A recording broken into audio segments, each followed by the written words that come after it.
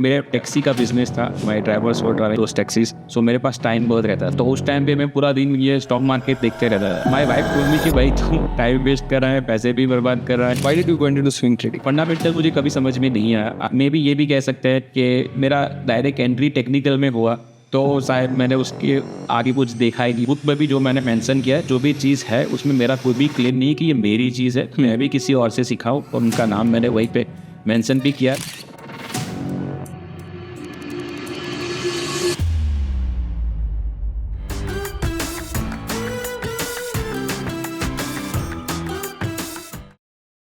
Hey guys, welcome to another episode of Connecting the Dots. And in today's episode, I have listened to all of you guys. You said you want to learn swing trading, so I've got an expert, Ankur Patel, to come and explain everything that there is about swing trading. Now, this is not intraday trading. This is something that even working professionals can use. And these are some different strategies of how to enter, how to exit, what are the different scanners that are there, and how do you actually navigate all of this. Now, all of this will be shared, and this episode is going to be power packed. So stay tuned till the end. By the way, I also noticed that almost 82% of the people who watch this video do not subscribe to the video. So if I've provided any value to you in this entire podcast or before, please subscribe to this channel. And also I want to give a big shout out to Grow, because we are now part of the Grow network, and they have sponsored this channel so that we can come out and give amazing content to all of you guys. So if you want to know more about Grow, then definitely go check the link in the description. So Ankur, very happy that you have come all the way here.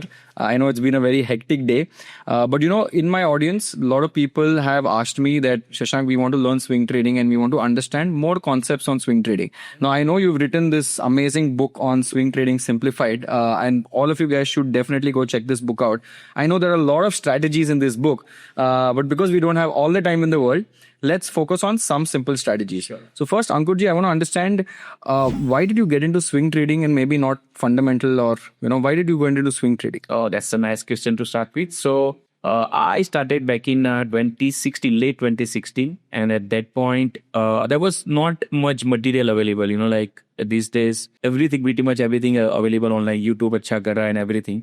But it is just happened. I make family get together में था, वहाँ पे मैंने सुना एक stock Suzlon के बारे में, and next few days I started tracking that stock, और मैंने देखा कि ये तो गया ऊपर. सो आई हैड डिफरेंट, मेरे टैक्सी का बिजनेस था, my drivers were driving those taxis. So मेरे पास टाइम बहुत रहता था, सो मैंने ट्रैक करना स्टार्ट किया, एंड मैंने देखा कि ये स्टॉक ऊपर गया. तो फिर मैंने नेक्स्ट टाइम आपने देख लिया कि ये तो ऊपर जाता है, तो मैंने फिर बाय किया, एंड कुछ आइडिया नहीं था कि कैसे स्टॉक मार्केट वर्क करता है वगैरह. सो ऐसे ही कैश में पहले बार आए, देन जैसे स्टॉक मार्केट में आए, ऑप्शन ट्रेडिंग के बारे में सुना, बाप रे. तो so I will tell you the story कि लोग नॉर्मली स्टॉक को एवरेज करते हैं ना, कि आपने अगर 80 पे लिया तो आप 40 पे एवरेज करोगे. मैंने ऑप्शन एवरेज किए थे. ऑप्शन एवरेज के टाइम पे मंथली ऑप्शन रहते, पता ही नहीं था कि ऑप्शन जीरो हो जाए. फॉर मे बी 1 month और 2 month मैं निफ्टी के मंथली कॉल लेके उसको एवरेज करता था कि 120 वाला, आई थिंक उस टाइम पे तो 11-12 हजार पे रही होगी निफ्टी, तो मैं उसको एवरेज करता था. And then my wife told me कि भाई तू टाइम वेस्ट कर रहा है, पैसे भी बर्बाद कर रहा है, अगर तुझे सीखना ही है तो just go and learn and get into the things, because मेरे पास टाइम बहुत था. तो उस टाइम पे मैं पूरा दिन ये स्टॉक मार्केट देखते रहता था, और गुजरात में तो मोस्टली ये चल रहा है. तो देन आई स्टार्टेड के इसका टेक्निकल सीखा. फंडामेंटल मुझे कभी समझ में नहीं आया. आई थिंक मे बी ये भी कह सकते हैं कि मेरा डायरेक्ट एंट्री टेक्निकल में हुआ, तो शायद मैंने उसके आगे कुछ देखा ही नहीं फंडामेंटल्स में. सो आई एम नॉट सेकेंड, ये मैं प्योर टेक्निकल गाय हूँ. मुझे फंडामेंटल, जैसे मैंने आपको इस मीटिंग से पहले बोला कि मैं माइनस में हूँ फंडामेंटल, तो मैं फंडामेंटल्स के अगेंस्ट नहीं हूँ. एटलीस्ट मुझे नहीं पता, मेरे पास वो क्रेडिबिलिटी नहीं है या वो नॉलेज नहीं है, जो मुझे लगता है कि टेक्निकल ज़्यादा सिंपल है. तो उसी वजह से मैं टेक्निकल में गया, एंड देन धीरे धीरे चीज़ें अंदर डीप जाते गए, तब धीरे धीरे चीज़ें कुछ अनफोल्ड होती गई, एंड इवेंचुअली पता चला कि अब अगर आप इंट्राडे नहीं कर सकते, क्योंकि आप में ऑप्शन में मैंने बहुत अच्छे खासे पैसे वहाँ पे लॉस किए थे. देन इंट्राडे नहीं करना से फिर ये सारा दिन फिर बहुत हेक्टिक हो जाता है. तो दैट थिंग लेट, जब मैंने ट्रेडिंग स्टार्ट किया मुझे पता ही नहीं था कि ये फुल टाइम ट्रेडिंग जैसा कोई प्रोफेशन भी होता है. सो फिर eventually I came to know कि ये इस तरीके का होता है कि स्टॉक जब मोमेंटम में होता है, वहाँ पे बुक्स मैंने रीड की और वहाँ से पता चला कि ये स्टेज शो जैसी कोई चीज़ होता है कि अच्छा फंडामेंटल स्टॉक भी आप भी वही तभी देखोगे जब एक मोमेंटम में स्टॉक आता है। एंड फिर मैंने जाके उसके ऊपर अपनी खुद से स्टडी की एंड आई नोटिस कि हाँ ये चीज़ सही है कि जब एक स्टॉक अच्छे मोमेंटम में होता है वहाँ पे पैसा जल्दी और ज़्यादा बन जाता है। तो you just have to repeat, आप वही चीज़ फिर से रिपीट करते जाओगे। एक स्टॉक में लिया, फिर वो स्टॉक का जब भी टाइम खत्म हुआ, क्योंकि इवेंचुअली स्टॉक नीचे भी आता है या साइडवेज भी जाता है, तो फिर मैंने फिर ये स्विंग ट्रेडिंग स्टार्ट की थी उसमें। अंडरस्टूड।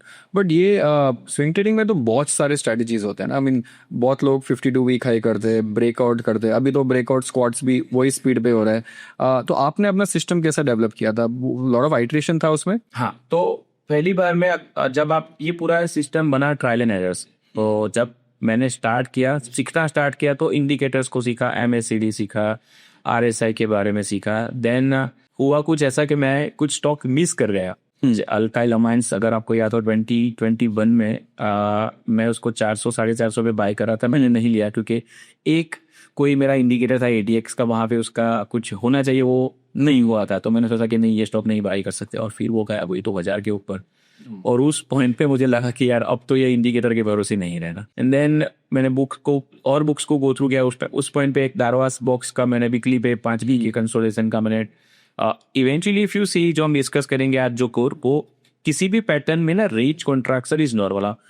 किसी भी अगर जब स्टॉक का हम बोलते हैं कि पेस बना रहा है या एक्यूमुलेशन हो रहा है, तो वो एक्यूमुलेशन ना एक रेंज के अंदर होगा। अब उसी रेंज को आप कहोगे रेंज कॉन्ट्रैक्शन। तो वहां पे स्टॉक्स एक रेंज में, छोटी रेंज में जाएगा, एंड जब वो वहां से बाहर आएगा, कोई तो उसको बाय कर रहा है, मे बी फंडामेंटल रीजन हुआ या कोई भी रीजन हुआ, लेकिन वो स्टॉक वहां से बाहर आए, तो वहीं से मैं फिर उसको ट्रैक करना स्टार्ट करता। ओके, तो can we go into PPT mode and understand some setups, because I want to learn. अगर मेरे को सीखना है आपका स्ट्रेटजी, तो कैसा करेगी? तो अब ये BSE का स्टॉक है, और अगर आप देखो ये कि 400% का मूव था BSE में, ठीक है। अब आप फंडामेंटल पर्सन हो, हमने कैच किया था ये 400%? नहीं किया। और डर भी लगा था जब ऊपर गया था पहली बार, तो लगा कि और ऊपर नहीं जाएगा। ठीक है। नेक्स्ट कोचिन CPR, ये 800% है, किया था क्या 400%? नहीं किया था। वो भी ये ऑलमोस्ट 1 साल में हुआ है। हाँ, 1 साल में। द थिंग इज कि आप अगर देखो किसी भी स्टॉक में ना ये लेग होते हैं, बुक में भी मैंने ये मेंशन किया, that this is that area, if you can see कि दिस इज दैट एरिया, कितना जल्दी यहाँ पे पैसा बना है। So that's a one swing move. अब इसके बाद आप देखो ये 3 से 6 महीने बिल्कुल साइडवेज चला गया है, ठीक है। वो बेसिंग कहो या रेंज कॉन्ट्रैक्शन कहो, then again it speeds up. तो इसी स्टॉक, तो आइडिया मेरा ये रहता है कि ये 800% में अगर मैं 200% या 300%, और ना भी बना कोई केस में, जरूरी नहीं कि हर बार हम 200-300% ग्रैब करेंगे, बट मेरा आइडिया ये है कि ये जब स्टॉक इस बेस से निकल रहा है, जब ये मोमेंटम में आ रहा है, तो क्योंकि जैसे आप देख रहे हो कि स्टॉक्स ना 80% वो साइडवेज रहेंगे, 20% ये 800% का मूव अगर आप कैंडल वाइज जाके देखोगे ना, there will be selective weekly candles के जहां पे ये 15-20-25% चला होगा, आइदर वेज ये साइडवेज भी चला होगा। सो आइडिया इसकी, ये जब ऐसे मूव आते हैं, मैं इसको कैच करूं, और वो भी बहुत छोटे रिस्क से, क्योंकि मुझे फंडामेंटल पता नहीं, लेकिन मुझे ये पता चल गया कि ये स्टॉक के अंदर कुछ हो रहा है, कुछ एक्टिविटी हो रही है, तो तभी स्टॉक में एक एक्सट्रीम वॉल्यूम, एक बड़ा कैंडल इन और एक बहुत अच्छा वॉल्यूम कैंडल भी बनता है, जिससे मुझे पता चलता है कि ये स्टॉक में कुछ हो रहा है। तो आइडिया यही है कि आप मल्टीपल मूव्स ग्रैब करोगे, ऐसा जो स्ट्रॉन्ग मूव बने, यहाँ से एक, यहाँ से जो बना, एक यहाँ से जो लास्ट बना। इसमें डर, एक प्रॉब्लम ये रहता है कि हर एक स्टॉक 800% का मूव नहीं देंगे। इसके बाद जो नेक्स्ट है, आप देख रहे हो कि ये 125% का मूव दिया स्टॉक ने, and then it came down to 50%। यही डर रहता है एक्चुअली। तो अगर आप एक बहुत कोर फंडामेंटल गाय हो, जिनको बहुत सारी चीजें पता हो, और फंडामेंटल में भी आप जब स्टॉक साइडवेज जाएगा अभी का, तो जब हमारे पास वो टेंशन स्पाम ही हमारा बहुत कम, लोगों को चाहिए क्या कि हर एक बार उनके स्टॉक ऊपर जाए, विच इज नॉट पॉसिबल। सो अब ये 125% ऊपर जाने के बाद ये 50% पुल बैक दे रहा है, तो हर कोई इसको होल्ड नहीं कर पाएगा, mostly people will not be able to hold. So इसीलिए ये आइडिया मैंने ये एक स्विंग का मैंने बिल्ड, इसी ऊपर मेरे सिस्टम बिल्ड की कि मैं एक स्टॉक को जब भी ये स्विंग में बाहर आ रहा है, मैं इसको देखूंगा, यहाँ कहीं पे कैच करूंगा, एंड मेनली ये जो मोस्टली स्टॉक जो बिहेव करते, देयर इज अ पैटर्न कि स्टॉक्स मोस्टली मोमेंटम स्टॉक जो पैटर्न भी फॉलो करते हैं, उसी पैटर्न को मैं रिपीट एक स्टॉक में से दूसरे स्टॉक में ट्रेड करते जाऊँ। समझा। अब एक और क्वेश्चन पूछूं कि 1 साल में, जैसे कि हमने देखा 2023 से जैसे साल में आपको 100% स्टॉक जैसे डबल हो गए ना, वो मौके आपको ज्यादा मिलेंगे, करेक्ट। लेकिन उससे भी ज्यादा अगर मैं पूछूं आपको कि 30 to 50% के मौके कहाँ पे मिलेंगे, ज्यादा मिले ना compare to 100% mover. So that is the main idea कि आप ना मल्टीपल मूव 30-70% के आप कैच करने की कोशिश करोगे या 30-50. अब इंडियन मार्केट में मैं गारंटी आप जाके ना अगर आप डेटा चेक करोगे तो मोमेंटम मूव में मोस्टली आपको 70-100% के ही मूव मिलेंगे. मतलब एक स्टॉक अगर 3 महीने में 100% ऊपर चला गया तो there are very high chances कि वो आने वाले 2 से 3 महीने कुछ रिटर्न नहीं देगा. करेक्ट. ठीक है. तो उस पॉइंट पे अगर आप एक जैसे कि इन्वेस्टर हो तो आप होल्ड करके बैठोगे, लेकिन स्विंग ट्रेडर के लिए जो पैसा debt money is also is losing, क्योंकि वो पैसा वो कहीं और पे लगा सकता है. So that is why in a year you will get 30-50% more moves ना. आपको ज्यादा आपको रिपीट मोड पे यही करना है कि मान लो कि कभी रेलवे स्टॉक चल रहे हैं तो आपके पैसे रेलवे स्टॉक्स में ट्रांसफर कर दो और वहां पे वो स्विंग मूव कैच करो. अगर वही वैसा भी पावर में जा रहा है तो वो आपको धीरे धीरे वो सारी प्रोसेस समझ में आएगी. So this is the whole concept जो मैंने आपको बताया कि मेरा जो आइडिया है. तो अगर मैं पीछे की स्लाइड में जाऊँ और पहले आपको बताऊं कि ये जो एरिया है रेंज कॉन्ट्रैक्शन एरिया, ये जो एरिया है पहले आप देख रहे हो कि यहाँ पे मैं आपको एक प्रॉपर स्टॉक में भी दिखाऊंगा, लेकिन ये जहां पे सडनली इस पूरे बेजिंग से स्टॉक बाहर आया यहाँ कहीं पे, तो वहां पे जो रेंज कॉन्ट्रैक्शन बीड होगा. तो मेरा फंडा ये है कि मैं पहले स्टॉक में मोमेंटम आने की वेट करूंगा. क्यों करूंगा? क्योंकि एज आई सेड कि मुझे जो फंड हाउसेस या बड़े इन्वेस्टर है, बिग इंस्टीट्यूशन जो बाय कर रहे हैं उन्हीं के साथ स्टॉक्स में जाना. तो वो कैसे पता चलेगा? जब स्टॉक में एक अच्छा लेग बना होगा, अच्छा मुंह आया होगा नीचे से, तो वही मुझे कंफर्म करेगा कि एक मोमेंटम आया स्टॉक के अंदर. अब जब वो मोमेंटम आ गया मैं उसको सीधा बाय नहीं कर लूंगा, क्योंकि मुझे लो रिस्क पे बाय करना है. मतलब कि मेरे स्टॉप लॉसेस आज तो मेरे स्टॉप लॉसेस एवरेज 2.5% से ज्यादा मेरा स्टॉप लॉस नहीं होता मेरी बाइंग प्राइस से. अगर मैं 100 पे बाय करा तो 97.5 से बड़ा मेरा स्टॉप लॉस नहीं होगा. अगर मेरा स्टॉप लॉस सेट नहीं हो रहा तो मैं स्टॉक छोड़ दूंगा, मैं और पे स्टॉक बाय कर लूँ. So very low stop loss, बहुत कम रहा. हाँ, क्योंकि आप ना चर्नी के बिजनेस में हो यहाँ पे. And because if you can trade with 10% stop loss, but होगा ये कि ये पूरा गेम रिस्क रिवॉर्ड का है. अब 10% के स्टॉप लॉस में आपका ट्रेड आपको 3 times रिटर्न तभी देगा जब वो 30% जाएगा.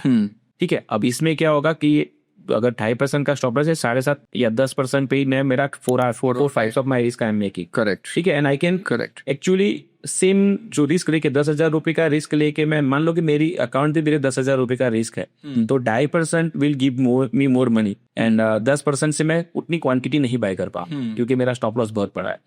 So technically if you go this कि ये रेंज कॉन्ट्रैक्शन हो रहा है, मेरा आइडिया यही है कि जब भी ये स्टॉक इस रेंज से यहाँ कहीं से बाहर आ रहा है तो उसको बाय कर दो.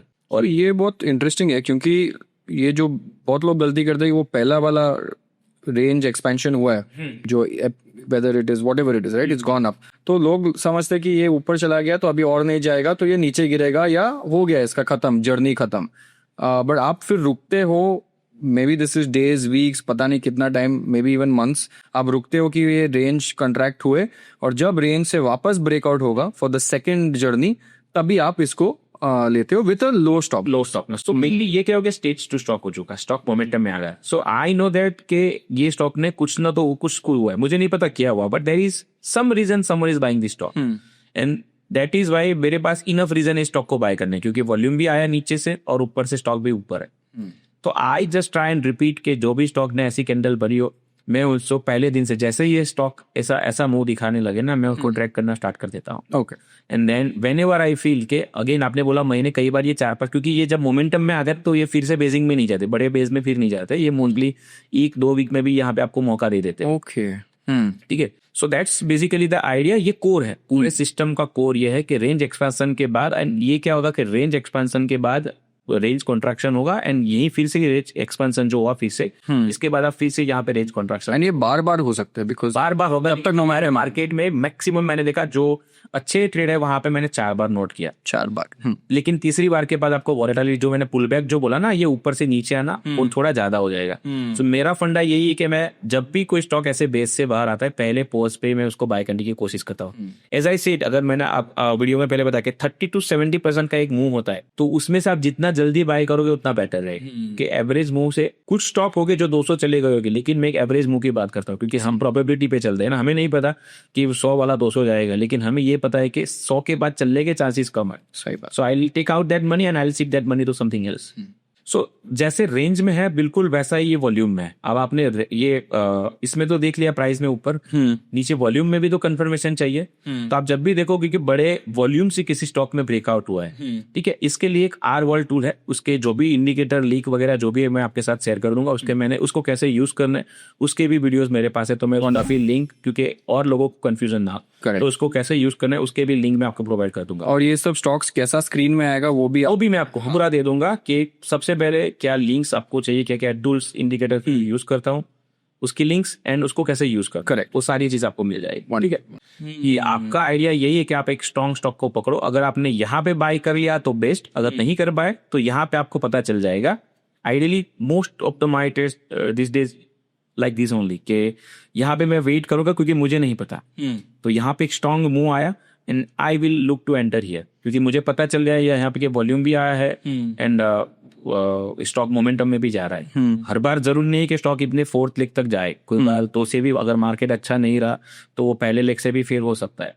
But this is the main idea I follow. तो इसमें आप क्या अलर्ट रखते हो कि ये प्राइस के ऊपर गया तो मेरे को अलर्ट दो तो मैं खरीदूंगा, कि आप जाने देते हो फिर अगला दिन खरीदते हो सेकेंड लेग पे? हाँ, सेकेंड लेग में मैं बाय करता हूँ। अगर प्रीवियस डे के हाई पे मैं आपको वो डिस्कस करता हूँ कि जहाँ पे मैं बाय करता हूँ। But this is that area, अगर वी समझाइज अगर किसी को समझना है तो दिस इज दैट एरिया कि अगर स्टॉक ने ऐसा कुछ बनाया होगा, आई लुक टू बायर के भाई अच्छे खासे ये कंसोलिडेशन से बाहर आ रहा है। और आप ये भी समझो कि कोई स्टॉक 6-8 महीने के कंसोलिडेशन से बाहर है तो कुछ ना कुछ तो रीजन होगा। This is the cycle fully, जो अगर इसको और डिटेल में हम समझे, बहुत इंटरेस्टिंग है। ये पूरा इस बुक में भी हमने मेंशन किया है कि जैसे ये यहाँ से आप ब्रेकआउट हो सकता है, यहाँ पे एक बहुत छोटा बेस बनता है, ये कई बार बड़ा भी हो सकता है, then there is a base to stage में, एंड देन बेस से इवेंचुअली यू विल सी के स्टॉक फीड से आप ये जाके नोट करोगे मल्टीपल स्टॉक में। तो आइडिया आपका ये रहेगा कि स्टॉक आपका ना पहला यहाँ पे I call it DND phase, कि यहाँ पे आपको उसको टच नहीं, डू नॉट डिस्टर्ब, क्योंकि यहाँ पे स्टॉक में कुछ नहीं हो रहा। करेक्ट। अब यहाँ पे क्या होगा कि आपका इधर टाइम वेस्ट होगा या पैसा वेस्ट होगा। आपको क्या चाहिए कि स्टॉक में मोमेंटम आए, और उसको मैं कहता हूँ यंग ट्रेंड। क्यों यंग ट्रेंड? क्योंकि जस्ट अगर वो स्टॉक इमर्ज हो रहा है नीचे से तो वहीं पे तो अच्छा मौका है ना बाय करना। अगर आप किसी स्टॉक को यहाँ पे बाय करोगे जो 60 से मान लो कि 130 हो गया, तो that's already in that late stage I call की भाई वहां पे उसका मूव खत्म होने को आया। क्योंकि इंडियन मार्केट में जैसे मैंने बताया कि 100% मूव के बाद 8 to 12 वीक का साइडवेज एक्शन आप जरूर से लेकोगे। So I don't want to buy a stock which can go down. I don't want to buy a stock which can go sideways, क्योंकि वहां दोनों केस में मेरा टाइम और पैसा खराब हो सकता है। So 10 and 20 EMI मैं यूज करता हूँ, और जो भी स्टॉक जो नई इमर्ज होते हैं बिल्कुल ब्रेकआउट दे रहे उसको मैं यहाँ से, एंड यहाँ पे मोस्टली आप एक कॉमन अगर देखोगे तो 6.5% से बड़ी कैंडल होगी, उस स्कैनर में है वो, तो ये स्पॉट करना बीवर के लिए उतना डिफिकल्ट होगी, वो स्कैनर में आ जाएगा। स्कैनर के बाद आपको बस इसकी वेट करनी है कि उसी का पूरा गेम होगा यहाँ पे। सो बेसिकली आपका स्कैनर में एनी स्टॉक जो 6.5% के ऊपर जाएगा एंड वो आपका वॉच लिस्ट में आएगा। फिर आप वेट करेंगे कि ये बेस बनाए, फिर आप देखते रहेंगे हर दिन, और फिर जब नया ब्रेकआउट आ रहा है, वॉल्यूम भी एक्सपैंड हो रहा है, तभी आप यूजुअली एक तभी बाय करूंगा। जैसे मैंने बताया ना रेंज कॉन्ट्रैक्ट, जब ये एक्सट्रीम हो जाएगा, बहुत कॉन्ट्रैक्ट छोटे, हाँ, क्योंकि eventually it has to go up, क्योंकि ऑलरेडी किसी ने, हाँ, हो सकता है कुछ केस में नीचे जाए, ऑब्वियसली जा सकता है, बट अब रेंज इतनी कॉन्ट्रैक्ट हो चुकी है कि वहां से उसको और टाइट रेंज में जाने के लिए जगह ही नहीं है। सो दैट वे आप ये गट फीलिंग आप बिल्ड करोगे, जब अभी एक सिस्टम आप कंटिन्यूअस ट्रेड करोगे, आपको पता चल जाएगा कि अब आज इसका दिन है। और नॉर्मली मैं भी पहले इसके ऊपर ही बाय करता था, पर धीरे धीरे आप 100 ट्रेड करोगे, 200 ट्रेड करोगे एक ही सिस्टम के ऊपर, तो आपको पता चलने जाएगा मोर और 100 ऐसे सेट कि मैं रिपीट मोड में यही करता हूं, तो मुझे पता चलने लगेगा कि कैसी कैंडल के पास स्टॉक कैसे बिहेव करता है। बट वर्स्ट केस आपके पास 2.5% का स्टॉप लॉस, मेरे पास मेरा लॉस मुझे पता है। So let's come to the real game. आप देखिए यहाँ पे अभी ये डेली कैंडल, ओके, ये डेली कैंडल है मेरा। मोस्टली 80 to 90% पूरा सिस्टम डेली कैंडल के ऊपर ही बिल्ड है, क्योंकि वीकली थोड़ा नो डाउट कि वीकली अच्छा कैंडल है, वीकली पे आपको बहुत सारी चीजें क्लियर दिखेगी, बट डेली पे मेरा इसीलिए क्योंकि मुझे चाहिए बड़े मूव एंड जल्दी, क्योंकि 9% के स्टॉप लॉस से अगर मैं जाऊंगा तो भी मेरे लिए डेली कैंडल ही सेट होगा। तो आप देख रहे जैसे हमने कोर डिसाइड किया कि ये 10 EM है, 20 EM है, ठीक है, मोस्टली स्टॉक 10-20 के आसपास ही ट्रेड करें, मूविंग एवरेजेस, ओके। तो रेंज एक्सपेंशन हुआ है, ये आपका 6.5 के ऊपर, हाँ, 6.5% से मल्टीपल कैंडल्स बिल्ड हुई, एक अच्छा खासा रन स्टॉक में, और यहाँ पे बाइंग में भी आप देख, वॉल्यूम इज आल्सो आपकी, यस। अब इसके बाद स्टॉक ने नीचे डीप 20 के आसपास आया, and can you see the right जो वाइट कैंडल्स हियर, ठीक है. So I look to buy about this candle or maybe about this candle. Technically I'll buy about this candle only. ये candle में already मैं enter कर चुका होगा. And then next day ये बिल हुआ ऊपर. बट आप ये वही बोल रहे हो, आप अलर्ट रखते हो उस पे या जीटीटी? वो जीटीटी अगर मैं स्क्रीन के सामने नहीं तो मैं जीटीटी रख देता. हाँ, बिकॉज हम लोग सोचो ऑफिस में रहेंगे तो कभी करके जीटीटी रखने पड़ेगा. ठीक है. So that's a setup. ऐसा इस टाइप का ये सेटअप दिखेगा आपको. और जीटीटी बाय द वे जिसको नहीं पता, it's a pre set number that you can put and से अगर ये रेट पे आया तो आप ऑटोमेटिकली बाय कर दो. So you are pre setting the price. Is like good till trigger. Yes, till trigger. Yeah so understood. Okay, इसमें आपका कोई डाउट यहाँ पे नहीं? ये अभी परफेक्ट है. Next, now I did the same thing on this one. Can you see ये स्टॉक करेक्ट बिल्कुल बेसिक से बाहर आया सडनली. अब मुझे नहीं पता, अब देखिए नीचे वॉल्यूम देखिए. ठीक है, फिर स्टॉक साइडवेज गया एंड देन अनदर ये 10-20 EMA के आसपास, फिर से ये एक एक्सपेंशन बना, फिर से साइडवेज, फिर से ऊपर जा रहा है. तो ये कितना महीना हुआ? अप्रैल से अगस्त? मई से अगस्त. और ये आई थिंक 26 वाला 4600 हो चुका है ना. ये कह रहे हैं कि 46 के बाद ये 3 से मैंने ये बेसिक यहाँ एक पर I can go and trade, you can check के 100% के मूव के बाद ये 3 से 6 महीने साइडवेज. तो आपको ऐसा टेम्प नहीं होता है देखने के लिए कि फंडामेंटली क्या हुआ है? आपका लगता है वो खराब हो जाएगा? नहीं, खराब हो जाएगा नहीं. मेरा रीजन इनबिल्ट है कि मैंने जब स्टार्ट किया तो ऐसे कुछ चेक वो टीवी पे देखते थे ना. हाँ, कि ये फंडामेंटल स्टॉक अच्छा है. उस टाइम पे आई थिंक 2018 में स्टॉक T20 ऐसा CNBC आवाज पे. तो मैं ना डेली उठ के वो स्टॉक जो भी वो लोग तो इंट्राडे के लिए देते थे, मैं तो बाय कर लूंगा ऐसे स्टॉक को. और मैं अच्छे खासे 5 मेरा म्यूचुअल फंड से भी बड़ा एक टाइप के पोर्टफोलियो बन गया था स्टॉक से भरा हुआ. अपनी गलती से सीखेंगे ना. समझा. तो उस टाइम से यूजुअली कितना लेते at a given point of time? आपके पास कितना ट्रेड ओपन रहता है?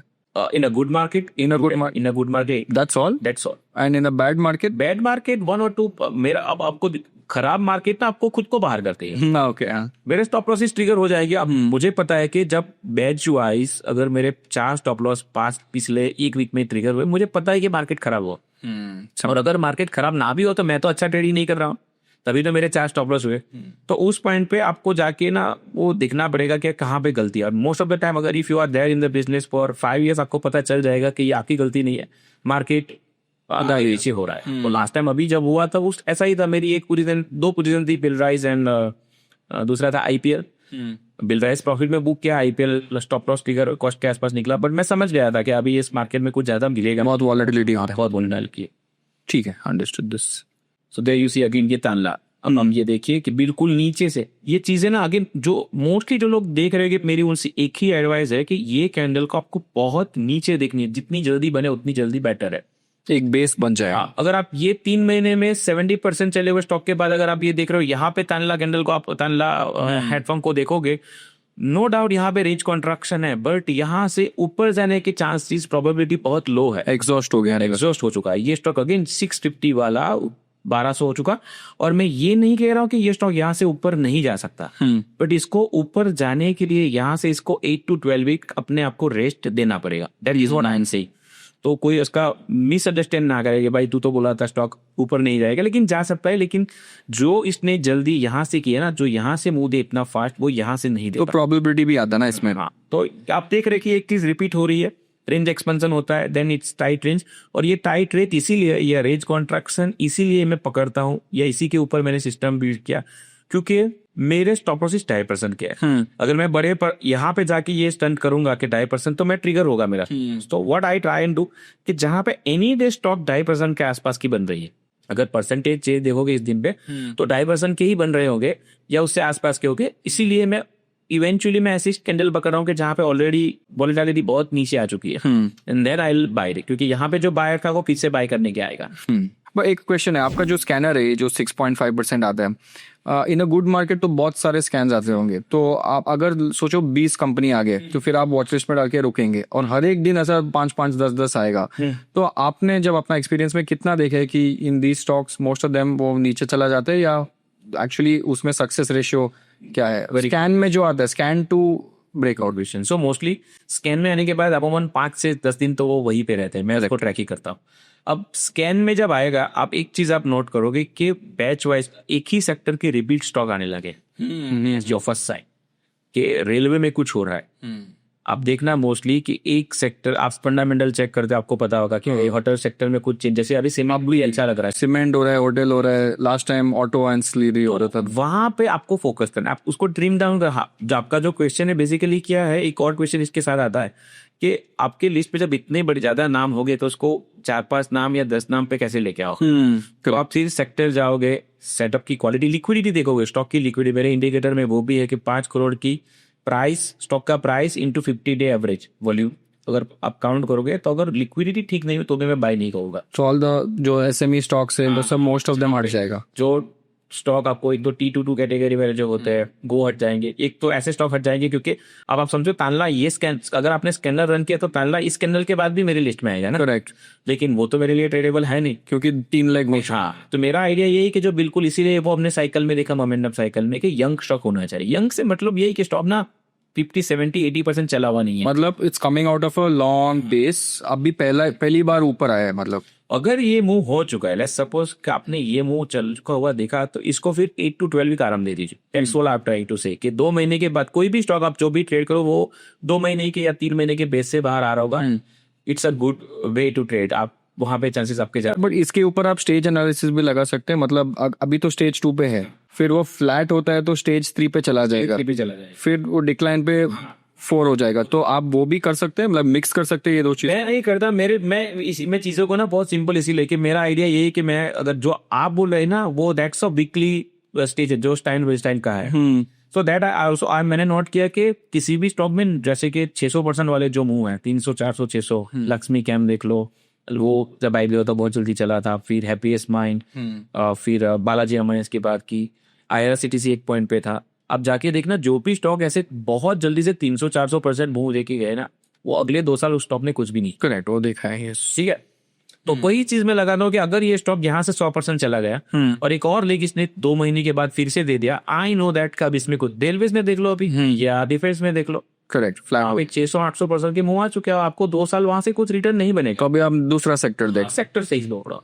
अब ये रिसेंटली आप देख रहे हो कि ये बेसिक के आसपास भी ये लाइक टेक्निकली ये 2 दिन में ही चल रहा है, तो ये आप बहुत डिफिकल्ट होता है। इवन मेरे लिए भी, मैंने नहीं ट्रेड कर, ये 2 दिन में तो आप बहुत कम जज कर पाओगे। पर क्या यू सी अगेन, क्योंकि एक क्वेश्चन मुझे पूछते हैं कि सर ये रेंज एक्सपेंशन के बाद जो कॉन्ट्रैक्शन होता है उसका फिक्स डे कितना, हाँ कितना दिन होता है वो? अगर आप समझो कि फिक्स दिन होता है कि भाई 5वें दिन के बाद ही बाय करना, तो फिर 6-6 दिन तो स्टॉप लॉस ही नहीं होना चाहिए। But there is no trading, इसीलिए ना कि वो आर्ट है, क्योंकि वो 100% पे नहीं चलेगा। कोई स्टॉक 8वें दिन के बाद भी फेल होगा, कोई स्टॉक 12वें दिन के बाद भी ऊपर जाएगा। So it's all about how tight it gets. अब देख रहे हो कि यहाँ पे फिर से इसने टाइट दे दिया, फिर से एक लेग दिया, अब आप इस स्टॉक में आप देखो तो 2-3 लेग में ये फिर से नीचे आना कल। अभी एक क्वेश्चन है इसमें, आपने लेट्स अज्यूम पहला रेंज एक्सपेंशन हो गया, फिर वो साइडवेज गया, 7 दिन चला गया, तो फिर आपने वो टाइटनेस देखा और आपने बाई किया। बट ऐसा भी हो सकता है कि वो फटा ही नहीं, मतलब फ्लैट ही चलता रहेगा, तो आप टाइम स्टॉप भी लगाते हैं कि इतना टाइम के बहुत दिन ले लिया, मान लो कि 1 वीक तक, अब स्टॉप मेरा इतना टाइट है। हाँ, और एक तो काम होगा कि अगर नहीं चलेगा तो मेरा स्टॉप लॉस वैसे भी ट्रिगर हो जाएगा। अगर फ्लैट ही गया तो मतलब तो मैं निकल जाऊँ। अगर उसने 4-5-6 दिन तक कुछ भी नहीं किया एंड अगर वो सेटअप अभी भी अच्छा नहीं है मेन केस की, क्योंकि अगर आप फ्लैट जा रहे हैं मतलब वो और टाइट हो रहा है। फ्लैट जाने का मतलब ये भी हो सकता है उसने मेरा स्टॉप लॉस भी नहीं लिया, एंड अगर सेटअप अभी भी मुझे अच्छा लगा है तो मैं उसको एक केस में और ऐड करूंगा। समझा, ओके। क्योंकि मेरा तो फंडा ही हुई है कि रेंज कॉन्ट्रैक्शन, तो अगर ये चीज अगर यहाँ पे और टाइट हो रहे तो मेरे लिए तो और बेटर है sir, it's another opportunity to add. Correct. तो इसके बाद भी नहीं चलता, मान लो कि 1 महीने तक कुछ नहीं है तो मैं निकल जाऊंगा वापस, और 1 महीने तक 2.5% तो स्टॉक नीचे आ ही सकता है, ये वैसे ही बात कर देगा। ठीक है, फेयर इनफ, मेक सेंस। अब ये सारी चीजें तो हमने समझ ली कि ऊपर जाएगा, बट जरूरी नहीं है सारे स्टॉक ऊपर जाए। दैट्स व्हाट आई सेड कि इसमें आप कितनी पोजीशन, मैं नॉर्मली स्टार्ट जब खराब, ये इंपॉर्टेंट है। हाँ, क्योंकि अल्टीमेटली ना ये चार्ट आपको पैसा बना के नहीं देंगे। हाँ, पैसा आपको बनाएगा आपकी हाउ मच यू बेट से। अगर मैं 1 लाख से स्टार्ट कर रहा हूँ तो बेस्ट मार्केट में मैं कैसा पोजीशन साइजिंग कर रहा हूँ? 10,000 10 में डाल दूं कि कैश भी रखूं, और how do I do it, percentage wise? I am also one question is also missing कि स्किल लेवल क्या है आपका। अगर 1 लाख है आपके पास, आप बिगिनर समझो तो मैं बोलूंगा कि आप 10% से ही जाओगे अगर बिगिनर है तो, क्योंकि उसी का अगर 1 लाख से कोई स्किल के साथ जा रहा है तो मैं उसको बोलूंगा कि भाई 25% लगा एक स्टॉक में, buy only 4 stocks because you have that skills. Correct. क्योंकि फिर वहां पे पैसा बनने, क्योंकि आप जहाँ पे रिस्क ले रहे हो आप 25% पे रिटर्न भी तो उतना ज्यादा आएगा ना, क्योंकि आप ओवर डाइवर्सिफाई करोगे कि आप 10 स्टॉक में जाओगे तो आपके कुछ स्टॉक ऊपर भी जाएंगे लेकिन कुछ आपको नीचे भी पॉज करेंगे। हमें क्या चाहिए कि जहां पे हम बैट करें वहां से हमारा ज्यादा पैसा बने। ये पैटर्न्स, ये रेंज कॉन्ट्रैक्शन एक्सपेंशन तो हमें पैसा बना के नहीं दे रहे। इवेंचुअली मैंने वही बोला कि मैं इतना अच्छा सेटअप पकड़ लिया, अब मेरे पास 10 लाख है, अब 10 लाख में से मैंने 50,000 रुपए ये जो सेटअप है लॉयड्स एंटरप्राइज, मैंने इसमें 50,000 ही लगाया तो मेरा तो सही जाके भी पैसा नहीं बना ना।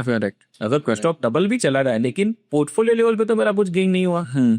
सो that's why you need to understand कि पोजीशन साइजिंग भी मैटर करेगी इसकी इसमें। एंड आपकी स्टॉप लॉस पोजीशन साइजिंग अगर आप बड़ी करोगे तो वहां पे भी आपके स्टॉप लॉस हो सकते हैं, छोटी करोगे तो वहां पे भी स्टॉप लॉस हो सकते हैं। तो डिपेंड्स ऑन द कौन से मूड, कौन से मार्केट में आप जा रहे हो, वो बहुत जरूरी रहता है। ठीक है। एंड एज आई सेड कि 60% से कम ही आपका रेशियो रहेगा। आप इतना भी 50% I would say don't expect to win everything. ये मेरा ट्रेड है रिसेंटली, मैंने इसको ट्रेड किया था यहीं पे, ये जो रेड कैंडल है ना, इसके हाई पे जाते हैं मैंने इसको बाय किया, सेम डे मेरा स्टॉप लॉस। हाँ करेक्ट, क्योंकि ये कॉन्ट्रैक्शन भी हो रहा था, फिर आ भी रहा था पॉजिटिव, एंड देन सडनली एक रेड कैंडल आई है। स्टॉक को आप देखो, ये बिल्कुल बेसिक से आ रहा है। तो आप इसमें और तानला प्लेटफॉर्म में इस मोमेंट पे अगर मैं नाम हटा दूं तो आपको कोई डिफरेंस नहीं लगता, सिर्फ वो रेड कैंडल का डिफरेंस है। हाँ, तो उधर आपका स्टॉप लॉस था तो हिट हो गया, हो गया, मैं निकल गया सिंपल। अब मैं नहीं निकल गया तो ये अभी मैं इसको ये खत्म, ये 500 वाला 1900 पे होल्ड करके बैठ। और ये रिसेंट है सेम अभी जेजी कैम में। सो ये भी आप देख रहे हो कि यहाँ पे मैंने ट्रेड जल्दी निकाल दिया था, बट इवेंचुअली इसमें भी आप देखो कि साइडवेज गया, आपका ट्रेड टिगर भी हुआ, ऊपर भी गया, and then is coming down. So technically ये भी साइडवेज एक रेंज कॉन्ट्रैक्ट एक्सपेंशन हुआ, स्टॉक में मोमेंटम आया, बाइंग अच्छी खासी आई, साइडवेज गया, आपने लो रिस्क पे एंट्री ली, लेकिन आपका स्टॉप लॉस। तो एग्जिट प्लान क्या होगा कि आपने अपना एक सिंपल एक दो आइडिया होगा सेलिंग में। क्या होगा कि either you sell the stock into straight, मतलब अगर कोई स्टॉक ऊपर जा रहा है, अब ये स्टॉक यहीं पे बाय कर लो, सेल कर दो, सॉरी, अपने अगर आपने यहाँ पे या यहाँ पे बाय किया है तो यू सेल इनटू स्ट्रेंथ, कि जब स्टॉक स्ट्रेंथ दिखा रहा है, क्योंकि आपने 2.5% का रिस्क लिया था, अब स्टॉक 20-22% ऊपर है, you sell some portion, maybe you sell 50% and then you wait के maybe एक तरीका ये हुआ कि आप 10 EMA के नीचे अगर क्लोज हो तो उस दिन निकाल दो, उस दिन। that is one way, that is called selling to sell। फिर भी थोड़ा हाइब्रिड होगा कि आप थोड़ा पोर्शन ऊपर, तो आपके पास क्या होगा कि अगर स्टॉक यहाँ से नीचे आया तो आपको वो फील नहीं होगा वो कि मैं मिस कर गया, ये नहीं करना। अगर ऊपर चला गया तो आपको वो गिल्ट फील नहीं होगा कि यार मैंने तो जल्दी बेच दिया। So it's a balance. But you should always leave little on the table. Now you can never do the top. Never sell at the top. You can never sell at the top. But lot of people think कि हम top पे ही बेचेंगे, वो कभी नहीं होता है, कभी नहीं वो होता। कहते हैं ना कि either they are bored or they are lying। So ये एक हुआ selling to strength, and when other one is selling to weakness। तो इसका मतलब ये कि when a stock shows a weakness to you, अब इस केस में हो सकता है कि कोई stock, yeah, so you allow Tanla to close below 10 EMA or 20 EMA, but इसके लिए आपको रेडी रहना पड़ेगा कि ऊपर से जो 1200 गया था दो स्टॉक, वो 1000 के आसपास आके आपको बेचना पड़ेगा। और इसका डिफरेंस 10 और 20 का भी बहुत है, मतलब बहुत लॉस जाएगा। जैसे जैसे स्टॉक जितना ऊपर जल्दी जाएगा ना, 10 एंड 20 का डिफरेंस तो जल्दी बढ़ेगा। ये ऑब्वियसली 10 एंड 20 डेज की एवरेज है, तो वो डिफरेंस भी बहुत जल्दी बढ़ेगा।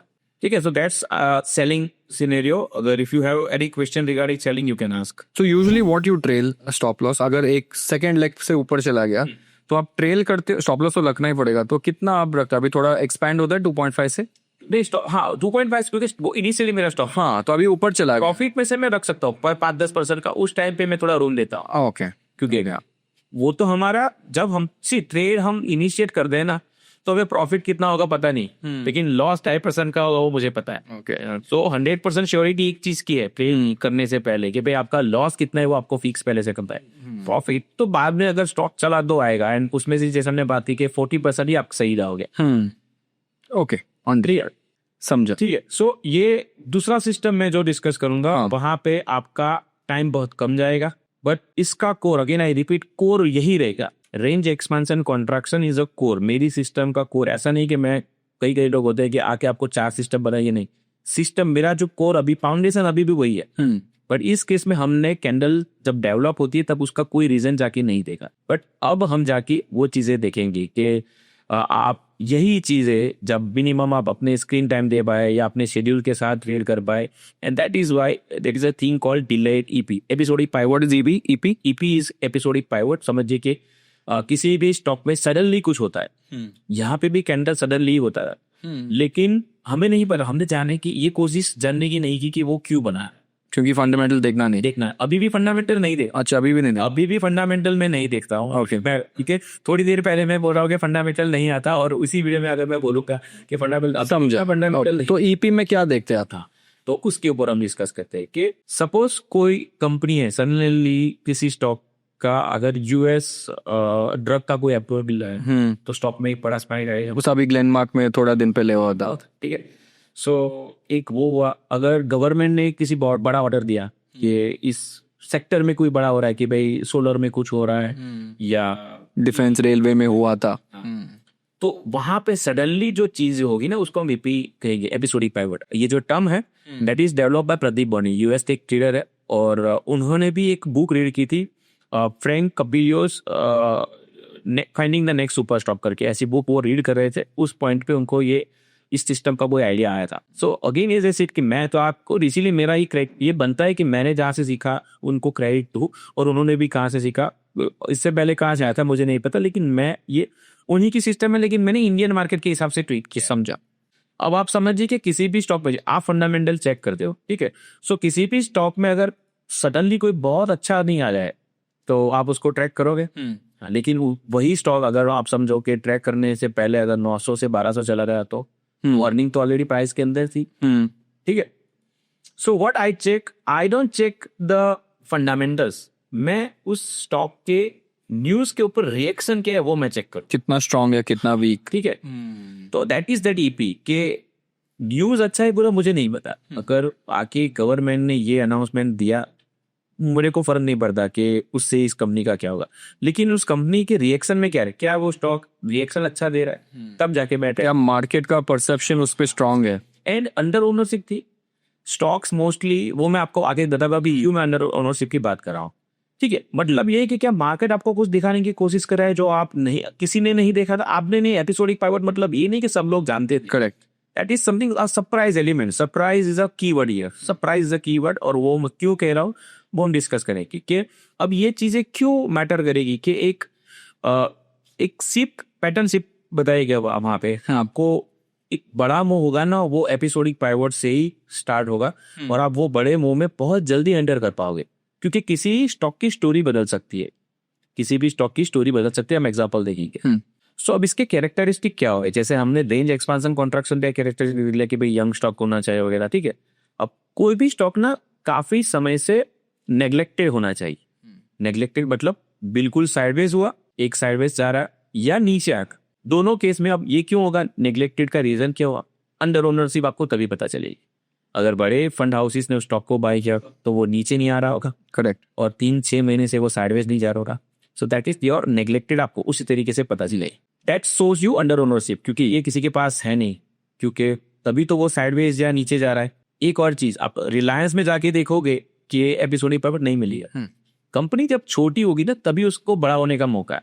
तो रिलायंस, टीसीएस, इन्फोसिस पे आप वो मौके बहुत कम chances of course probability wise. ठीक है, एंड दैट इज वाई आप अगर देखोगे कि गैप अप हुआ या एक अच्छी स्ट्रॉन्ग रिएक्शन हुआ after that earning, mostly earning में इसलिए बोल रहा हूँ क्योंकि हमारे मार्केट में 4 क्वार्टर होते हैं, तो मोस्टली इन क्वार्टर में आपको क्वार्टर ऑन क्वार्टर आपको मौका मिलेगा।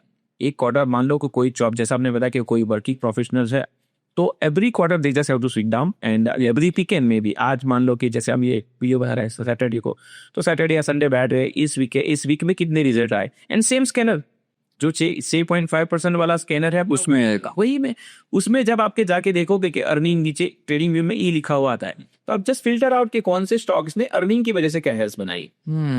तो अभी एक्चुअली लास्ट टाइम हुआ था, आई थिंक एक कंपनी था, हम लोग जो ट्रैक कर रहे थे, फोर्स मोटर्स बोल के, वो ऐसा दिया था, और उसने last quarter to this quarter apparently 80% दिए हैं एक क्वार्टर में, क्यों 3 मंथ्स।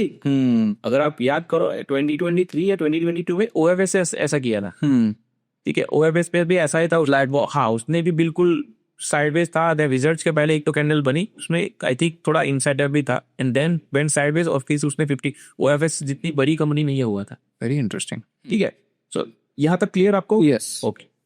तो क्यों इंडियन मार्केट में ये चीज वर्क कर दी है, एज आई सेड कि अंडर ओनरशिप थी फंड हाउसेस की, तो जब भी उन्होंने अर्निंग वगैरह चेक किया, after post market mostly result आते हैं, तो वहां पर हम लोगों ने देखा कि यार ये स्टॉक में तो कुछ ऐसा बना है बाय करना So पड़ता let's buy long term. They think like है। They start buying and then पहले दिन से 20% अगर लग गया या बहुत अच्छा ओपन हो गया तो वो फिर साइडवेज ही जाएगा मुंडी, क्योंकि वो अगर बाय करना होता तो फिर कंटिन्यू कुछ स्टॉक में होंगे कि भाई वहाँ बैक टू बैक 2-3 कैंडल बन जाएंगे, तो that's you can not do anything for that if आप वहाँ पे 60% चला गया। बट देन यू सी कि एक या दो बड़े कैंडल के बाद स्टॉक साइडवेज जाएगा क्योंकि इंस्टीट्यूशनल उसको फिर से बाय करने आएगी और आपके लिए भी वो लो रिस्क मौका बनेगा। जैसे पहले सिस्टम में था आपको एक रिस्क आपको पता चल जाएगा। Correct. बेसिकली पहले दिन पे आपको पता नहीं है कि रिस्क कहाँ पे रखेंगे आप, unless you are an intraday trader जो यूएस में कर रहा है। अगर आपको 10% 5-10% क्योंकि आपके पास जगह 10% की, अगर 10% की आपको पूरा स्टॉक तो हमारे मार्केट में बाद में आप 2-3 दिन साइडवेज होगा तो वो आपको बेटर रहेगा। एंड रीजन कि अगर कोई स्टॉक नेग्लेक्टेड स्टॉक में अगर कुछ चेंज हो रहा है तो रिटर्न आपके बहुत जल्दी, जैसे आपने अभी बोला कि फोर्स मैटर एक क्वार्टर टू क्वार्टर में 80% चल गया। अगेन दूसरा इसका बेनिफिट ये है कि वर्किंग प्रोफेशनल आराम से इसको स्कैन करके अपनी लिस्ट बना सकते हैं। देन आपको डेली स्कैन करने की जरूरत नहीं है, आराम से वीकेंड में बैठिए जो भी रिजल्ट आए, क्योंकि आपको वेट तो जो करना है करना है और इसमें से तो कुछ चले गए वो चले गए। आइडियली आप सब कुछ तो नहीं ट्रेड कर पाओगे ना, आपका जितना प्रिसाइजली होगा, आप अगर जैसे कि आप फंडामेंटल जानते हो आप तो हाँ आपके लिए और बेटर है, एडोड एडवांटेज है कि आप जाके इन रिजल्ट में से कौन सा अच्छा रिजल्ट था वगैरह। बट एज आई सेड के मैं वो कैपेबल नहीं है मेरे पास वो रिजल्ट वगैरह देखना, तो मैं नहीं देखता। नहीं, अभी तो उल्टा भी हो रहा है, रिजल्ट अच्छा आ रहा है स्टॉक नीचे गिर रहा है। यू सी तो एक रीजन वो भी है कि रिजल्ट देख के आप खराब रिजल्ट पे स्टॉक ऊपर भी जा सकते हैं, अच्छे फंडामेंटल वाले स्टॉक नीचे भी आते हैं, खराब फंडामेंटल वाले ऊपर भी जाते हैं। ठीक है, अब ईपी जान चुके, लेकिन क्या ईपी नहीं है वो जानना बहुत जरूरी है। एपिसोडिक पाइवट क्या नहीं है, अगर स्टॉक ऑलरेडी ट्रेंडिंग है, न्यूज से पहले अगर स्टॉक मान लो कि 30-40-50% ऊपर था तो सेलर न्यूज वाला केस हो सकता है। हाँ, ये थोड़ा डिफेंस विफेंस में हुआ था। यंग ट्रेंड वाला यहाँ पे फिर से आएगा, जो मोमेंटम साइकिल हमने देखा उसी से यहाँ पे आएगा, समझा। ठीक है, अगर गैप अप होता है या स्टॉक अप होता है लेकिन वॉल्यूम नहीं है तो अगेन ठीक है, अगर बड़ी इंस्टीट्यूशनल ऑलरेडी जो ओन कर रही है या न्यूज ने ऑलरेडी वहां पे समझा फिर हो रहा है स्टॉक, मान लो कि आज न्यूज आया कि भाई ये चीजें होगी, लेकिन बाद में पता चलता है कि ये रॉयटर्स से ऐसे भी न्यूज थी, टेलीग्राम पे चल रही थी, देन स्टॉक नीचे रहता है, तो ऐसे गैप आपके काम के नहीं है, समझा। अब ये पहला एग्जांपल 2 जून 2023 उड़ीसा में 3 ट्रेन का कोलिजन हुआ। Correct. If you I remember क्योंकि फ्राइडे था एंड मार्केट खुला मंडे को, तो 2 दिन में ये गवर्नमेंट ने उस टाइम पे आई थिंक वो ड्राइवर की कुछ गलती ऐसा कुछ आया था, तो एक कवच स्कीम करके गवर्नमेंट ने एक स्कीम लॉन्च की थी। उसका बिगेस्ट बेनिफिशियर था एचबीएल पावर। उस टाइम पे एचबीएल पावर ना था, अभी तो एचबीएल इंजन हो गया है। तो अब आप ये चीज सोचिए कि ट्रेन कलिजन होगा, ये तो किसी को पता नहीं था, सडन एक्टिविटी हुई, लेकिन उससे किसी एक कंपनी को फायदा हो रहा है। कंपनी को फायदा मतलब कि उसको कोई ऑर्डर वगैरह नहीं मिल रहा है, एंड सी दिस के नेक्स्ट डे मार्केट ये जो गैप अप है वो स्टॉक ने गैप अप दिया 6.5% के ऊपर स्कैन में आ गया, आपके स्कैन में आ रहा है, and then you see the in contraction in 1 2 3 and eventually ये स्टॉक को 600 तक गया था, and it is still not broken 10 EMA, and it went up to 600। Correct. So that's आपकी जो बेसिक्स है, इसीलिए मैं फाउंडेशन के बारे में रिपीट मोड पे बात कर रहा हूँ कि फाउंडेशन तो वही रहेंगे, बट यहाँ पे आप जाके देख रहे हो कि ऐसा कुछ हुआ था। एक और चीज कि ऐसे न्यूज ना रेगुलर बेसिस पे नहीं मिलनी थी, ये वन ऑफ कुछ ऐसा हुआ कि ऑर्डर चेंज हो चुका या किसी ने एक्वायर कर लिया। मोस्टली आप ना अर्निंग के ऊपर ही रिलाई करो, क्योंकि वहां पे 4 क्वार्टर है, इतने सारे स्टॉक के रिजल्ट आएंगे, तो वहां पे आपको ज्यादा मौके मिलेंगे, क्योंकि ये one of those kind of thing है। यहाँ पे आपका कोई भी डाउट, कोई क्वेश्चन क्वेरी वगैरह नहीं, ठीक। इसमें आई वुड से if you can go, if you want, if you can go with 6 to 8% stop loss, क्योंकि आपके पास बड़ा रीजन है। मैं रिपीट फिर से कहना चाहूंगा कि मैं फंडामेंटल्स नहीं देखता, क्योंकि वो लगता है कि मैं फंडामेंटल्स के अगेंस्ट हूं। मुझे रिएक्शन देखना है, और अगर वो रिएक्शन अच्छा रहा, साइडवेज जा रहा है, मुझे लो रिस्क पे मिल रहा है, मैं ट्रेड कर लूंगा। तो आप पहला दिन पे नहीं लेते ना, जो दिन ब्रेकआउट सेम? हाँ, सेम साइडवेज आइडिया तो वही रहेगा, लेकिन इसमें आपके पास होल्ड करने के लिए रीजन। अगर ये न्यूज पे स्टॉक ऐसा रिएक्ट कर रहा है एंड यू कैन सी कि 1-2 साल से साइडवेज था एंड सडनली ये न्यूज आई है, तो ये पहला एग्जांपल।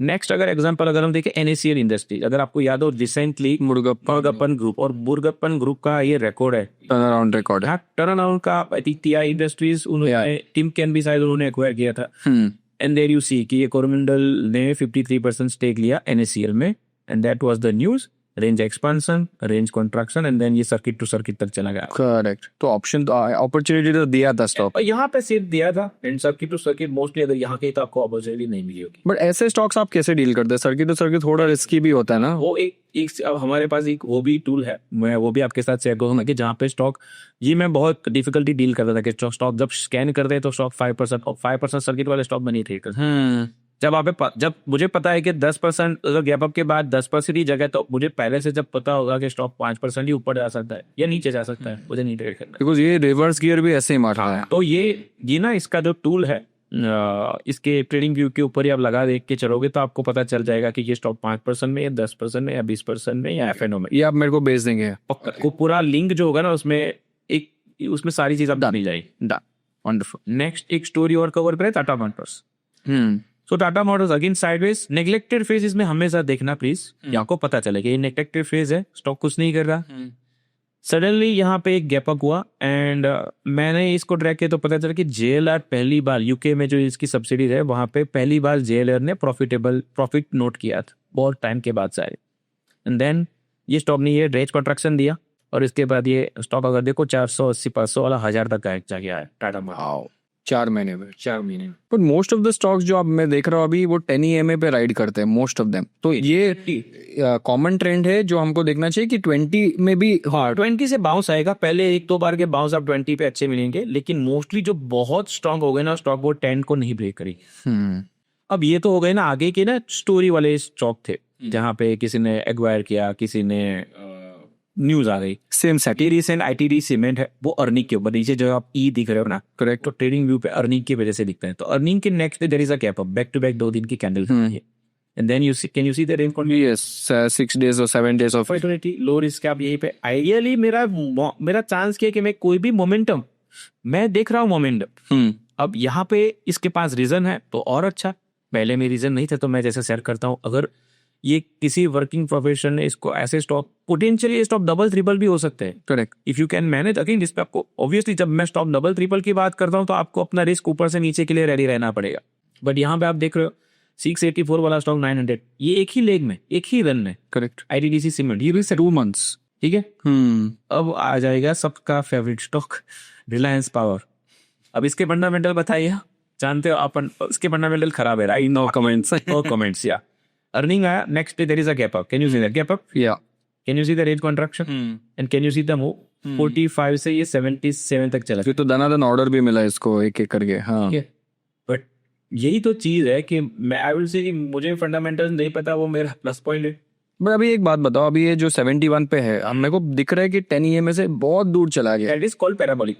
हाँ, so then wouldn't like common sense बोलता है कि बहुत ज्यादा है, मीन रिवर्जन होगा, उसको बुक कर दो। जब ऑलमोस्ट 90 डिग्री एंगल की मूव आने लगे बहुत कम टाइम में, अगर स्टॉक बहुत चला जाए तो पेस्ट केस उसको बुक करो, बिकॉज वो नीचे तो आएगा ही, has to come down. And नहीं भी आना, हमारा जो रूल्स है सेबी के कि भाई 5% जो ASM GS है वो ला देंगे, समझा? तो वही है। अब स्टॉक 100% बहुत जल्दी चला गया तो वो वैसे भी उसको लिस्ट में ऐसे ASM GSM की लिस्ट में आएगा कि वहां से स्टॉक 5% ज्यादा नहीं चल सकता, फिर खत्म। तो फिर बैटर पूरा मूवी खराब हो जाएगा, डेड हो जाएगा मोमेंटम, तो फिर उसको बुक कर लो।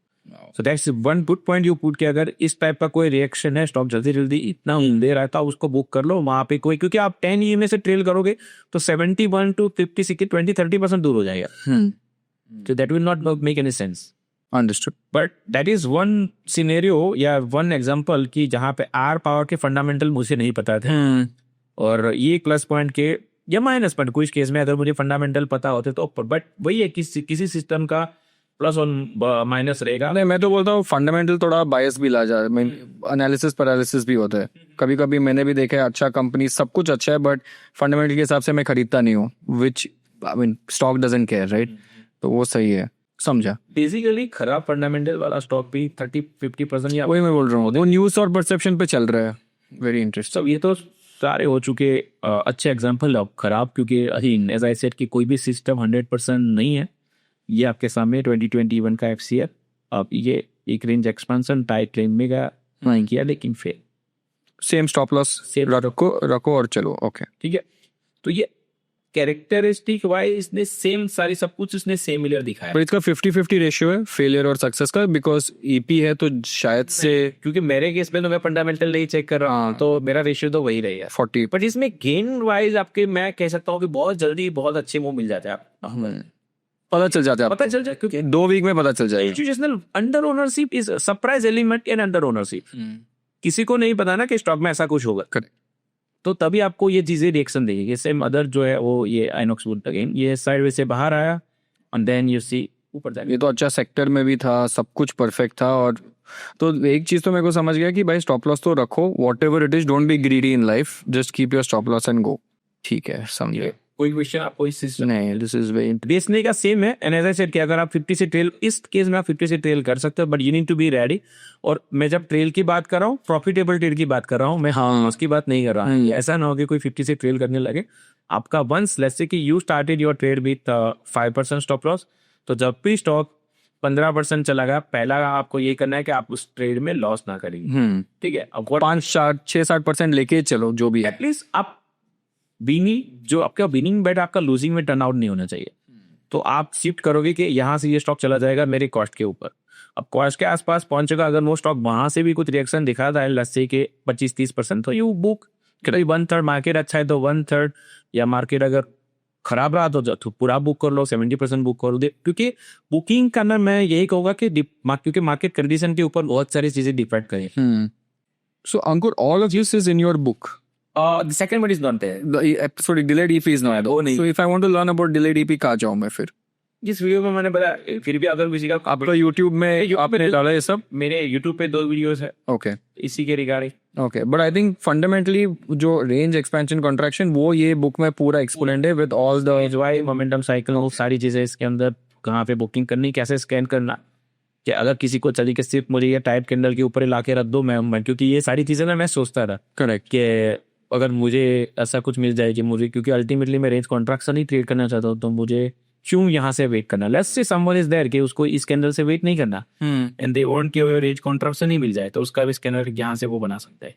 बट या ये बुक जब मैंने चेक किया था तो अमेजोन पे अवेलेबल नहीं था, सोल्ड आउट हो गया था वो चलता नहीं, इस टाइप से सोचा नहीं था कि ऐसा रिस्पांस होगा ऑनेस्टली, बट रिस्पांस लोगों ने ट्विटर पे ट्रेंडिंग भी हो रहा था आई थिंक 2-3 दिन पहले। So again Ankur, very very interesting, because जो आपने बोला, जो मेरे को समझा, मैं थोड़ा समराइज कर देता हूँ कि wait for the earning period, range contraction expansion होगा, अच्छा स्टॉप लॉस रखो, डोंट एक्सपेक्ट कि हर एक ट्रेड जीतेगे आप। 40% 50% win rate is great if you can do that. 50% is great, 50% is great महा, राइट। सो 2-2.5% का स्टार्ट करो स्टॉप लॉस और play on the victory as much as the 5%. Start with 5% because you're a beginner. ये conviction के ऊपर, and ये जो चीजें मैं हमेशा कहता हूँ कि ये मैंने जो बताई हमारे वीडियो में, इसको सीधा मान लेने से बेटर आप इसके ऊपर अपना सिस्टम जाके चेक करोगे कि समझा। पिछले मैंने इसके साथ में ना पिछले 10 साल के जो भी टॉप गेनर्स थे उसकी भी मैंने लिस्ट बनाई हुआ है, वो भी आपको दूंगा। तो अगर कोई जाके उसको ठीक से स्टडी, मैं आपको बोल दिया कि आप जाके ये डाइट फॉलो करो, लेकिन अगर काउंट थोड़ा मैं अपना ट्वीक करूंगा, हाँ, पूछोगे, आप जाके देखोगे कि इसने ये चीजें क्यों बोली है, तो बेटर रहेगा। एंड सेम आरसी की इस वीडियो में मैंने जो भी चीजें डिस्कस की है, आप जाकर पहले देखो कि ये बोल रहा है क्या वो सही है कि नहीं, है ऐसा ही, थोड़ा पेपर ट्रेडिंग करो। तो आपको जाके चेक करो, बैक टेस्ट करो, वो सारी डिटेल जो भी चाहिए उनको मैं पूरा मटेरियल दूंगा, बट उनको खुद से भी थोड़ा टाइम लगा के देखना पड़ेगा। So I think guys, एक तो अंकुर, first of all thank you. This is like crazy amount of knowledge. I think आप लोग के लिए भी जो swing trading you wanted to learn, you wanted to understand. So I think now you've got 2 nice strategies as homework to go and read and understand. जितना करना चाहते हो आप कर सकते हो, right? And again Ankur, very very happy. I know you've taken by the way, he's taken an early morning flight. He's come, we've sat and done this podcast for so long. So again, thanks a lot for coming and giving knowledge to as many people as possible. And जो links है, scanners है, everything will come in the description for you. So you don't have to go to 50 different places. And if you have any more doubts, any more questions, Ankur Patel has his own YouTube channel where he keeps putting out more content like this. And you should definitely go follow and learn from his techniques, his strategies, how it's evolving over time as well, right? That is it for today's episode. Ankur, thanks a lot again. I can't even explain how good this was. Yeah, thank you. Hey guys, I hope you enjoyed today's video, and I know that this was slightly longer than the other videos, but it was power packed with a lot of information. Again, as a part of the Grow Network, I want to thank Grow as well for sponsoring the channel so we can get amazing content out to you guys. If you want to know more about Grow, then check out their link in the description below. And I will see you guys soon.